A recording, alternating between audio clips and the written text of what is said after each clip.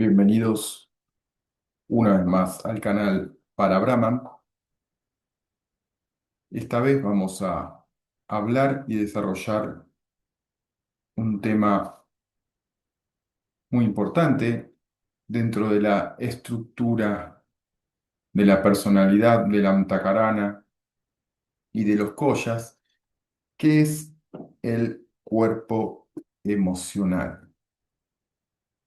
Si bien Advaita, o sea, la filosofía de la no dualidad, no trabaja en forma directa, en forma psicológica, en su directriz de autoconocimiento, sino que más bien trabaja en base al concepto neti-neti, o sea, trascendiendo y desidentificándonos de las diferentes capas de los collas, las diferentes capas de la cebolla, sí hace una descripción muy puntual de cómo se despliegan los estados de conciencia y las realidades dentro de el espectro de Brahman, o sea, de la conciencia total. Y para esto vamos a trabajar sobre el concepto de cuerpo emocional, y si bien casi no se menciona cuerpo emocional como tal en el Advaita, vamos a ver cómo dentro de lo que llamamos collas, dentro de lo que llamamos envolturas, existen, digamos, tres niveles de conciencia en el Advaita que forman, dejan un aura, que es lo que llamamos cuerpo emocional. Recordemos que hay cinco collas, cinco envolturas en el Advaita, como en muchas tradiciones del hinduismo, que son el cuerpo físico, el cuerpo vital, el cuerpo mental, intelectual y de felicidad, ¿no? Felicidad, alma o cuerpo causal. Estos cinco cuerpos, cada uno tiene sus funciones, cada uno trabaja en forma paralela y más o menos independientemente, sí influenciado por las diferentes capas de una personalidad, pero tienen su independencia, su funcionamiento independiente a cierto nivel. Igual que el consciente, subconsciente e inconsciente están complementados en una personalidad, pero trabajan a diferente velocidad, en diferentes sistemas, con diferentes complejidades y con diferentes objetivos. Por lo tanto, dentro de estos cinco collas, hay tres que van a tener o van a ser muy similares a lo que llamamos cuerpo emocional, que son el cuerpo vital más el cuerpo mental, que es el pensamiento automático, más el cuerpo intelectual, que es la inteligencia, el pensar sobre el pensar. Estos tres collas unidos, la metafísica Advaita explica claramente que unidos estos tres collas conforman el cuerpo sutil. El cuerpo sutil es lo que en Occidente se va a llamar el cuerpo astral. Y este cuerpo astral, que como dijimos, tiene un sistema energético, el cuerpo vital, con los cinco pranas, tiene un cuerpo mental, mano maya koya, que es el proceso de poder pensar, pero no es solo pensar, acumula memoria, genera percepciones y alimenta o le da la materia prima a la tercera capa que estamos viendo, que es el Vijnana Maya Koya. Los tres juntos trabajando conforman este cuerpo astral, que es el que hace que pueda funcionar a su vez, o el que aterriza sobre un cuerpo físico. Cuando aterriza sobre el cuerpo físico, hace que todas las funciones de los cinco sentidos de percepción y los cinco sentidos de movimiento, más todos los órganos internos del cuerpo, puedan funcionar. Si no está el cuerpo astral operando en el cuerpo físico, el cuerpo físico dejaría de funcionar.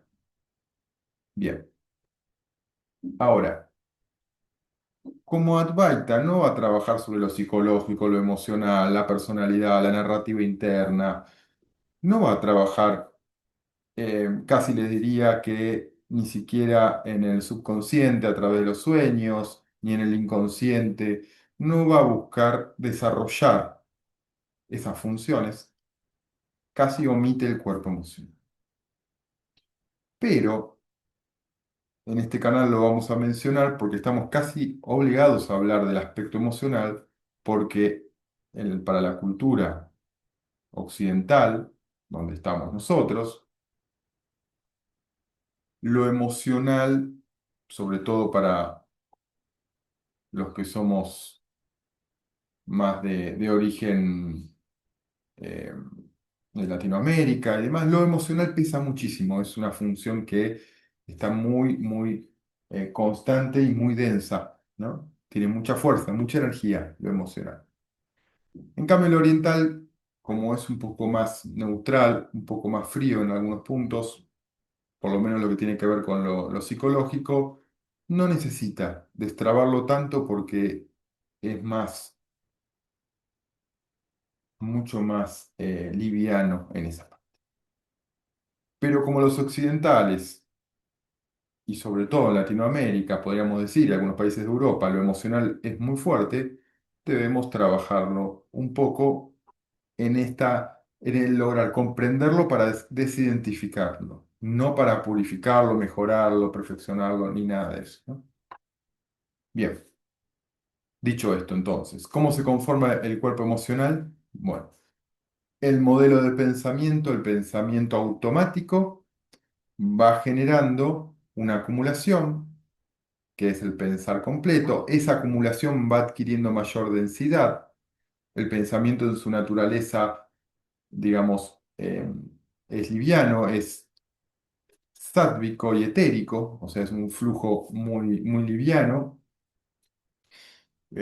muy fino, muy sutil, y se empieza a densificar, se empieza a volver rajásico, empieza a tener más energía, y luego tamásico, que es cuando ya se vuelve ya materia cristalizada.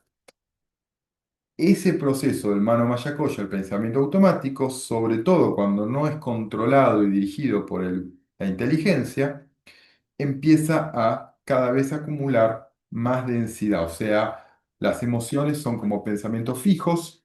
Estos pensamientos fijos van conformando o van estructurando lo que podríamos llamar el cuerpo emocional, que lo podemos ver como una cápsula o un envoltorio cada vez más denso, como una nube, ¿no? Que se va expandiendo dentro de la personalidad, dentro de la mitacarana. Recordemos que es el instrumento, la mitacarana, que tiene pensamiento, inteligencia, ego y memoria, y empieza a crecer cada vez más.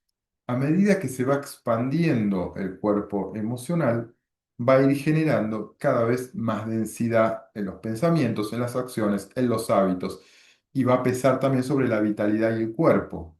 Va a empezar a generar dolores, malestares, inquietudes y todo tipo de distorsiones, ¿no? O puntos de fuga en la personalidad. Por lo tanto, lo que llamamos cuerpo emocional es la acumulación de pensamientos que se van densificando y van generando una fijeza en la estructura cognitiva, en el antacarana.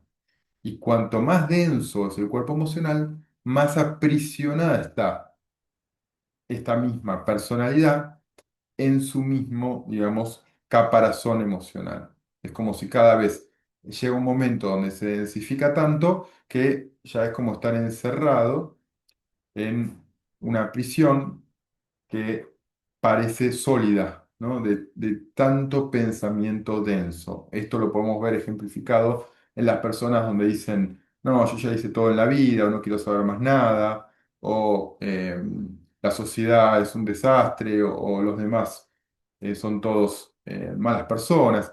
Todos esos tipos de pensamientos hablan de un crecimiento del cuerpo emocional que termina limitando y ya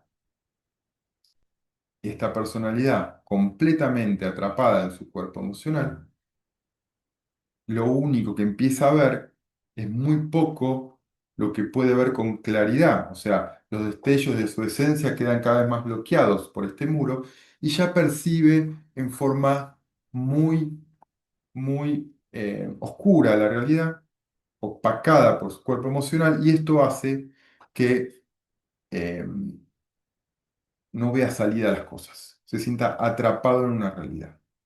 Tengamos en cuenta esto, desde la enseñanza de Advaita, las posibilidades de desarrollo de la realidad, cuando uno tiene claridad, atención y ecuanimidad, son infinitas, son ilimitadas. El campo abierto de la conciencia es infinito. Y sin embargo, esa persona solo puede ver lo que ella misma se dice a sí misma.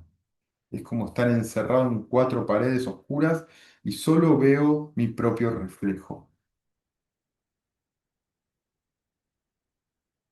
Por lo tanto, poder desidentificarnos del cuerpo emocional, dejar de creer en lo que pienso y en lo que siento como si fuera algo objetivo e inobjetable, y darnos cuenta de que la realidad es dinámica y que lo que yo pienso es simplemente muchas veces una obstrucción a la conciencia. Entonces, quien tiene una carga emocional densa, para empezar un camino de autoconocimiento, es muy importante que pueda lograr hacer una observación profunda de su cuerpo emocional y poder ir desidentificándome de las percepciones densas, de lo que llamamos las emociones negativas. Poder intentar verlas como un objeto fuera de mí, o sea, por ejemplo, sentirme deprimido, sentir odio, sentir bronca, todo eso es el cuerpo emocional denso. Poder verlo como un objeto externo, porque realmente yo no soy eso.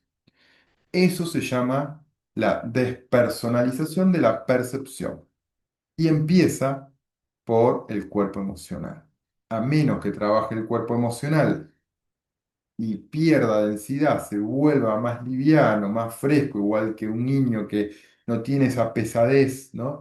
Que ya llega uno a una habitación y ya dice, te cuento mis problemas, mi densidad y demás, a menos que logre hacer una observación profunda y afinarlo un poco, lograr quitarle densidad, poder darle aire, oxígeno, luz, no voy a poder avanzar, a menos que haga ese trabajo.